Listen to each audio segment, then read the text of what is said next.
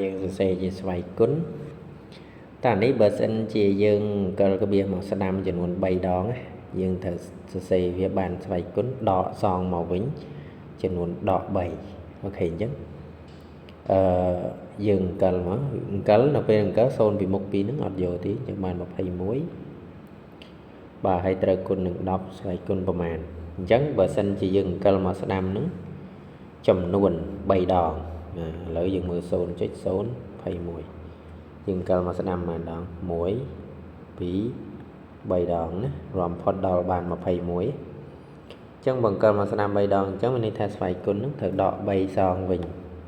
ហេតុអីបានអញ្ចឹងព្រោះដំបូងអត់មានស្វ័យគុណនេះអត់មាន10ស្វ័យគុណនេះតែយើងចង់សរសេរទៅជា10ស្វ័យគុណគឺយើងបាន21គុណយើងធ្វើឲ្យលេខហ្នឹងគុណដើម្បីងាយស្រួលគណនាអញ្ចឹងវាទៅជាគេ10សេគុណដក3ហើយយើងសាកបំលែងមកវិញយើងធ្លាប់អីគេយើងធ្លាប់បំលែង21គុណ10សេគុណដក3ហ្នឹងមកពីជាចំនួនដែលមានក្បៀសវិញណាអញ្ចឹងយើងដឹងហើយស្វ័យគុណអវិជ្ជមានត្រូវរំកិលក្បៀសមកឆ្វេងវិញមែនអត់បច្ច្រាស់ទិសមកវិញណាអញ្ចឹងយើងមាន21ក្បៀសវានៅណាវានៅខាងក្រោយនេះក្បៀស0ណាគុណ10សេគុណដក3អញ្ចឹងមានន័យថា21.0នៅកន្លែងនេះយើងកិលមកឆ្វេងចំនួនប៉ុន្មានដង3ដងទៅ1 2 3ចឹងចន្លោះនេះអីគេចន្លោះនេះអីគេគឺតទេគឺស្មើនឹង0មែនទេ